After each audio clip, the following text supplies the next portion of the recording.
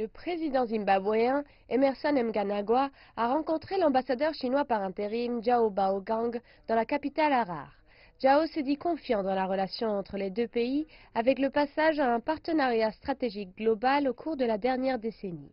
Étant le principal partenaire commercial du Zimbabwe, la Chine a contribué à la plupart des projets de développement de la nation du sud du continent africain. En 2019, les deux pays devraient mettre en œuvre plus de projets de coopération et de bénéfices mutuels. En 2019, nous espérons avoir plus de projets, par exemple une usine de meubles et une usine d'explosifs entre la Chine et le Zimbabwe. Celle-ci sera ouverte très prochainement et elle aidera beaucoup le Zimbabwe, particulièrement dans le développement du secteur minier.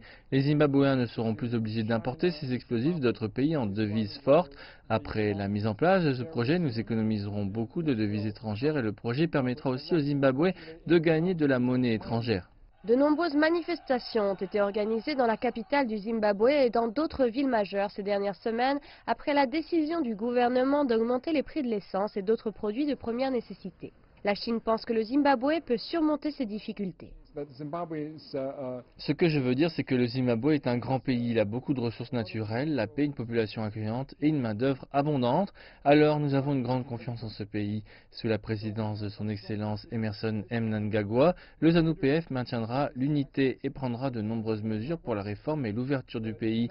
Ces efforts du gouvernement, nous le pensons, permettront d'attirer plus d'investissements et l'économie reviendra à la normale très prochainement et le pays sera prospère et fort. Au cours de la dernière décennie, il y a eu près de 128 projets de développement financés par la Chine au Zimbabwe, parmi lesquels on peut citer le projet d'expansion du barrage hydroélectrique du lac Kariba et la mise à disposition de matériel agricole pour les agriculteurs zimbabwéens.